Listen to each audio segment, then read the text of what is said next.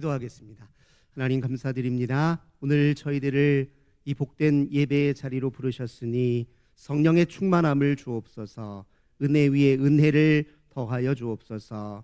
사랑하는 귀한 남신도들이 주 앞에 날마다 건실하게 세워지고 믿음이 깊어지게 하옵소서. 이 시간 주의 말씀을 기다립니다. 그 말씀이 우리에게 양약이 되고 매일의 양식이 되고 삶의 능력이 되게 하소서. 그 말씀으로 세상을 이기고 유혹을 물리치고 복된 열매 맺도록 도와주소서. 예수님의 이름으로 간절히 기도드립니다. 아멘. 주일 예배에 참여하신 한성교회 모든 성도 여러분을 환영하고 축복합니다. 나 자신보다 나를 더 잘 아시는 우리 하나님께서 우리 모두를 거룩하고 복된 삶으로 인도해 주시길 주님의 이름으로 간절히 기원합니다. 삶을 재건하는 영적 기술을 주제로 말씀을 이어가고 있습니다. 오늘은 그 세 번째 시간으로 내 마음을 지키라, 내 마음을 지키라, 이런 제목으로 함께 은혜 나누도록 하겠습니다. 잠언은 지혜의 언어이자 깨침의 언어이며 동시에 설득의 언어입니다. 잠언에서 이 잠자는 한자어로 찌를 잠자입니다. 찌르다, 그런 의미이죠. 잠언은 실제로 그것을 읽는 사람의 내면을 찌르는 기능을 갖고 있습니다. 우리의 삶의 자리, 우리의 메인 마음, 거기에서 빨리 빠져나오라고 잠언은 우리의 옆구리를 찔러댑니다. 그게 잠언이 우리에게 주는 매력이고 신비이기도 합니다. 하나님의 말씀을 읽을 때 찔림이 없으면 어떻게 그 말씀의 능력이 되겠어요? 잠언은 우리의 가슴과 심령과 삶을 찔러대서 네가 처해 있는 삶의 자리에서 얼른 빠져나와라, 우리에게 자꾸 촉구하는 능력의 말씀입니다. 이 잠언을 읽다 보면요, 때로 우리 마음속에 뜨끔한 마음도 들기도 하고 또 반감이 들기도 해요. 정말 그런가? 정말 맞나? 이런 마음이 든단 말이죠. 예를 들면 잠언 3장 13절과 14절, 우리가 너무도 잘 알고 있는 말씀이죠. 지혜를 얻는 자와 명철을 얻는 자는 복이 있나니 이는 지혜를 얻는 것이 은을 얻는 것보다 낫고 그 이익이 정금보다 나음이니라. 이 말씀 읽을 때 어떤 느낌이 드세요? 어떤 분들은 뜨끔하실 것입니다. 돈에 무심한 척 하는데 은근히 돈을 밝히고 있는 나를 보면 뜨끔할 수밖에 없죠. 반문을 가지시는 분도 있어요. 정말 그래? 사실 돈이 직접적으로 우리에게 행복을 가져주는 거 맞잖아. 돈보다 정말 나은 지혜가 도대체 뭐야? 의문을 가질 수 있습니다. 뜨끔하든 반감을 품든 의문을 품든 중요한 것은 잠언의 말씀이 우리를 뒤흔든다는 사실입니다. 우리의 마음을 그냥 내버려 두지 않고 불편하게 만들어서 뭔가 다른 것을 시도하거나 뭔가 다른 것을 바라볼 수 있는 여지를 찾고 만들어준다는 것만큼은 매우 분명한 사실입니다. 잠언은 또한 읽어보신 분들은 잘 아시겠지만 지혜가 얼마나 중요한 것인지를 매우 반복적으로 끈질기게 집요하게 설명해 주고 있습니다. 잠언에게 귀를 기울여라, 이게 제일이니까 잠언을, 지혜의 말을 구하는 데 힘쓰라고 힘주어 강조하고 또 강조합니다. 잠언이 우리에게 주는 유익이 얼마나 큰지를 지속적으로 우리에게 환기시키고 있습니다. 즉 잠언은 반복과 강조의 어법을 자주 사용합니다. 이건 설득의 언어입니다. 아니, 지혜가 무엇인지 그냥 제시하고 가르쳐주면 그만인 것을 왜 그렇게 지혜가 중요하다는 말을, 지혜를 구하라는 말을 왜 그렇게 굳이 강조하고 반복하나? 읽다 보면 동어반복 같은 느낌이 들 때가 있잖아요. 이유는 무엇이겠습니까? 아무리 지혜가 좋아도 결국 그 지혜를 받아들일 것인지 말 것인지를 결정하는 건 우리 자신이기 때문에 그렇습니다. 우리 주변을 한번 둘러보세요. 수많은 광고, 홍보, 선전 문구들이 우리 삶을 에워싸고 있습니다. 늘 우리에게 외쳐대요. 각기 다른 내용을 지닌 것 같지만 따지고 보면 다 같은 하나의 메시지를 담고 있어요. 행복하길 원해? 내가 제일 중요해. 나를 봐. 나를 선택해. 나로 결정해. 모든 광고와 선전과 홍보 문구는 다 이 메시지로 통해 있습니다. 결국 이 모든 세상에 우리를 향해서 외치는 메시지들은 우리의 선택과 결정을 독점하고 선점하려는 데 목적을 갖고 있습니다. 나를 선택해. 나로 결정해. 우리의 선택과 결정을 독점하려고 그렇게 반복적으로 우리를 향해 호소합니다. 문구만 있는 게 아니잖아요. 요즘에는 우리 눈을 뗄 수 없는 갖가지 이미지와 영상들로 우리 내면에 늘 침투합니다. 우리 내면, 우리 마음의 한 복판에 자리를 자기가 차지하려고 마치 쟁탈전이 벌어지는 것 같아요. 우리 마음의 주인이 되려고 너무너무 애쓰는 것 같습니다. 그에 비하면 잠언의 강조와 반복은 오히려 약한 것이 아닌가 싶을 정도예요. 우리들에게 반복해서 나를 선택하라고 외쳐대는 그 세상의 것들이 위험하다고 생각한다면 잠언의 이런 설득, 강한 어조의 반복적인 어조의 설득은 오히려 고마운 일이라 그렇게 말할 수밖에 없습니다. 우리의 선택과 결정을 먹고 사는 세상이야 이해가 가요. 우리의 선택을, 자유를 독점하려고 노력하는 게. 그런데 하나님에게도 정말 우리의 선택과 결정이 중요합니까? 네, 중요합니다. 하나님은 우리에게 자유의지를 주셨습니다. 하나님을 거절할 수 있는 자유가 있기 때문에 하나님을 선택하는 일이 의미 있는 것입니다. 하나님의 명령에 불순종할 수 있는 자유도 있기 때문에 하나님께 순종하는 것이 그렇게 의미가 있는 것입니다. 하나님과 단절되어 살아갈 자유가 있기 때문에 하나님과 친교하는 일이, 하나님과 친교하며 살기를 결정하는 일이 그렇게 의미가 있는 것입니다. 우리 하나님은 그래서 우리를 부르실 뿐만 아니라 우리가 자발적으로 응답하기를 기대하시고 기다리십니다. 하나님 우리에게 명령을 내리실 뿐만 아니라 우리가 자발적으로 순종하기를 기대하고 또한 기다리십니다. 기다리기만 하시는 게 아니라 설득하십니다. 집요하게 설득하십니다. 설득하시기만 하는 것이 아니라 때로 책임도 물으십니다. 자유가 있는 이들에게만 책임을 물을 수 있습니다. 책임을 물으시는 것으로 그치지 않고 때로 징계를 내리시기도 하십니다. 따끔하게 깨닫게 하시려고. 징계를 내리시는 중에도 돌이키라고 호소하십니다. 돌이키라고 말씀하시면서 돌이킬 만한 근거가 되는 희망의 메시지도 반복적으로 주십니다. 또 그렇게 하나님은 우리를 설득해 가십니다. 이스라엘의 역사가 그것을 방증하고 있지 않습니까? 이스라엘의 역사는 하나님을 배반하는 역사이자 동시에 이스라엘을 향한 하나님의 끊임없는 설득의 역사다라고 말해도 과언이 아닙니다. 그만큼 하나님에게 우리의 자발적 선택과 주님을 향한 결정은 하나님께도 매우 중요합니다. 하나님 그거 굉장히 중요하게 여기십니다. 그런데 우리가 이렇게 뭔가를 선택하고 결정할 때 이 의지의 자유가 숨쉬는 자리가 어디냐? 그것이 바로 마음입니다. 성경에서 말하는 마음. 성경에서 말하는 마음은 우리 자아 기능의 중추를 뜻합니다. 내가 나라고 말할 수 있는 핵심 성품과 정체를 가리켜 성경은 마음이라고 말합니다. 이 마음을 지키는 일이 무엇보다 중요하다 말한 오늘 본문은 이 마음이 왜 중요하냐? 여기에서 생명의 근원이 나기 때문이다라고 설명합니다.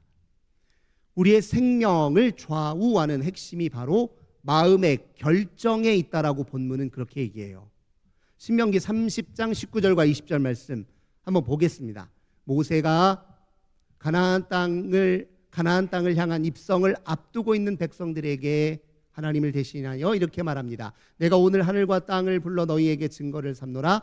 내가 생명과 사망과 복과 저주를 네 앞에 두었은즉 너와 네 자손이 살기 위하여 생명을 택하고 네 하나님 여호와를 사랑하고 그의 말씀을 청종하며 또 그를 의지하라. 우리의 선택과 결정이 우리의 삶을 궁극적으로 결정적으로 좌우한다는 사실을 이 성경은 분명히 우리에게 증언하고 있습니다. 그래서 우리의 마음을 지키는 일이 그만큼 중요하다는 거예요. 근데 모든 지킬 만한 것 중에 마음을 지키라 이 표현을 잘 보면 우리가 마음을 얼마나 홀대하는 것이 읽혀집니다. 경제적 형편을 살피는 데는 우리가 얼마나 열심히 해요. 요즘 건강관리 하는데 얼마나 우리들 열심입니까? 우리들의 심리적 안정 이거 취하는데 또 얼마나 열심을 냅니까? 교양을 쌓고 돈 버는 기술을 배우는데도 또 얼마나 열심을 내냐고요. 그런데 오늘 잠언은 무릇 지킬 만한 것 중에 네 마음을 더욱 네 마음을 지키라 이렇게 말하고 있습니다. 왜요? 마음이 우리 삶의 핵심이기 때문에 그렇습니다. 마음이 무너지면 삶이 무너집니다. 마음이 병들면 우리의 삶도 병듭니다. 최악의 상황일지라도 마음이 하나님께 오롯이 깨어있고 마음의 선택과 결정이 하나님을 향할 수만 있다면 얼마든지 살 길이 열릴 수 있기 때문에 그렇습니다. 오늘 본문이 또 잠언의 본문이 마음을 지키라고 말하는 데는 또 다른 중요한 이유가 있습니다. 우리 마음은 매우 취약하기 때문에 그렇습니다. 우리 마음이 강한 것 같잖아요. 세상에 약해 빠진 것이 우리 마음입니다. 우리 마음의 자유 이걸 빼앗으려고 으르렁대며 달려드는 저 세상의 세력들이요, 우리 마음의 자유를 빼앗으려고 이런저런 전략들을 쓰는데 우리 다 넘어가요. 너무너무 쉽게 넘어갈 때가 많아요. 우리 마음의 자유를 빼앗으려고 달려드는 이들은 두려움을 조장합니다. 욕망을 부추겨요. 교묘한 속임수로 우리를 자꾸 속여댑니다. 그래서 우리의 마음을 통제하려고 듭니다. 어디 그뿐인가요? 우리의 합리적 사고를 때로는 가로막아버려요. 우리의 양심을 무뎌지게 만듭니다. 우리의 판단력을 흐리게 만들어요. 그래서 우리의 마음의 결정을 조작하려 듭니다. 그만큼 우리의 마음이 취약해요. 우리 마음이 얼마나 취약한지 몇 가지 예를 좀 더 들어볼까요? 우리의 마음은요, 환경에도 너무 취약합니다. 우리 마음이 얼마나 주변을 잘 살핍니까? 유행을 또 얼마나 좋아하고 유명한 것을 또 얼마나 좋아해요. 남들 좋아하는 거 꼭 갖지 않으면 안 되는 게 우리의 마음이에요. 우리의 마음이 상황에도 얼마나 취약한지 모릅니다. 불편한 것 너무너무 싫어해요. 힘든 것 싫어합니다. 눈에 보기 좋은 것, 귀에 듣기 좋은 것, 기분 좋은 것만 탐하고 집착하려 드는 게 우리 마음이에요. 우리 마음이 또 얼마나 잘 속는지 모릅니다. 거짓된 생각, 인지적 오류, 왜곡된 신념에 너무 잘 속아요. 정작 믿어야 될 건 안 믿고 믿지 말아야 될 건 너무 쉽게 믿어요.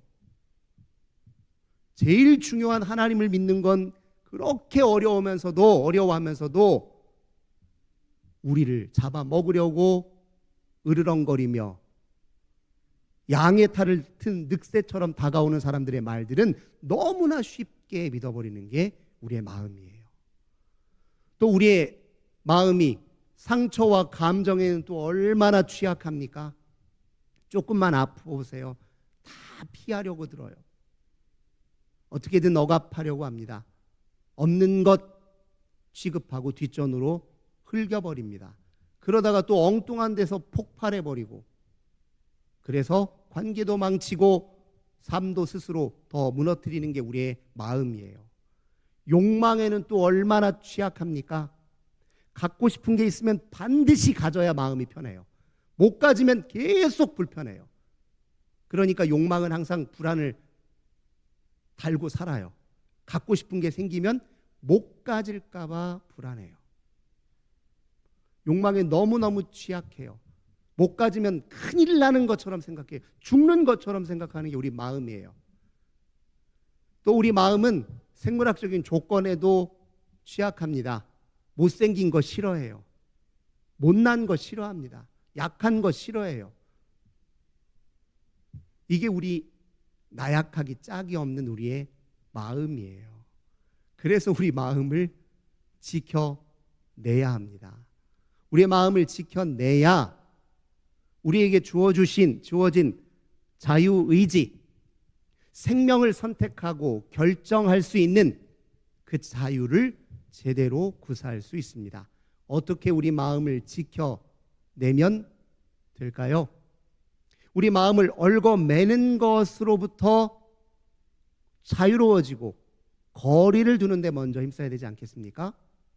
우리 마음에서 일어난 모든 일들을 지켜볼 수 있는, 알아차릴 수 있는, 또 분별할 수 있는 능력이 우리 안에 있습니다. 잠언 20장 27절, 사람의 영혼은 여호와의 등불이라 사람의 깊은 속을 살피느니라. 잠언의 말씀입니다. 하나님은 우리 속 깊은 곳에 등불 하나를 키워 놓으셨어요. 의식의 빛입니다. 이 의식의 빛은 감각의 눈보다 더 밝습니다. 눈에 보이는 걸 환하게 보이는 것이 어려운 일 아니잖아요. 그런데 그 의식의 빛은 우리 내면에서 일어나는 일, 우리 마음속 작용, 우리의 생각과 감정과 반응을 알아차릴 수 있는 힘입니다. 그 의식의 빛이 우리에게 주어졌어요. 그 빛을 통해서 우리는 우리를 얽어매고 있는 것들을 살피고 거리를 둘 수 있습니다. 자기 자신의 바깥에 서는 능력, 자기 자신에게서 거리를 두는 능력, 자기 자신에게서 일어나는 일로부터 한 걸음 떨어지는 능력, 자기 자신을 대상화시킬 수 있는 능력, 하나님 이거 우리에게 주셨습니다. 이걸 자기 초월의 능력이라고 얘기합니다. 요즘 인간을 정의하고 이해하는 많은 학문들이 있는데, 소위 말해서 인간은 무엇에 불과하다라고 말하는 식의 인간 정의는 전부 다 인간을 비인간화시키는 이론입니다. 인간은 동물에 지나지 않아, 인간은 물질에 지나지 않아, 인간의 뇌는 신경 호르몬 작용에 지나지 않아, 이런 식의 인간을 환원시켜 설명하려는 것은 인간을 인간 이하로 자꾸 전락시킵니다.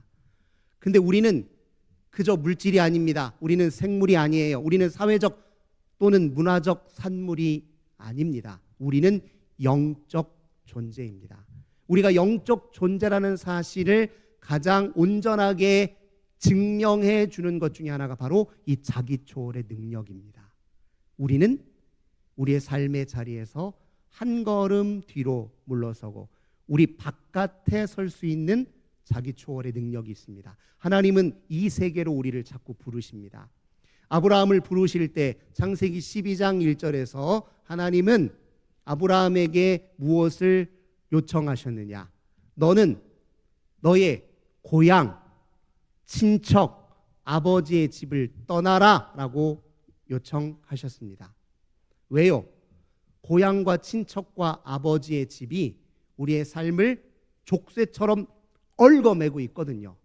그것들로부터 거리를 두라라고 요청하셨습니다. 한 걸음 떼어서 그 바깥 세계로 나오라고 우리를 불러내셨습니다. 여기에 응답할 수 있는 게 바로 영적 존재로서의 우리 자신입니다. 고향으로부터 떠난다는 게 뭘 의미합니까? 아브라함은 그의 조상 대대로 갈대아 우르에 살았어요. 메소포타미아 문명, 인류 최초의 문명이 꽃피었던 그곳에서 조상 대대로 살았습니다. 그곳에 정치, 사회, 문화, 종교적 영향 속에 살았단 말이에요. 그 모든 환경과 상황으로부터 한 걸음 떼서 바깥으로 나오라, 그런 뜻이에요.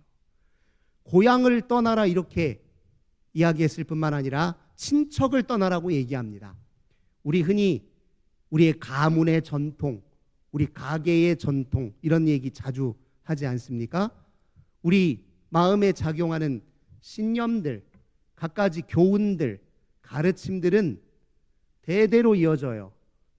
내가 가지고 있는, 마음에 품고 있는 인생의 교훈들 중에 상당수, 나도 모르게 마음속에 품고 있는 그 신념들 중에 상당수는 다 부모님에게서 전수된 거고, 그건 또 그 부모님, 우리 할아버지 때에게서 전수된 거고, 그건 또 그 윗세대에게서 전수된 것들입니다.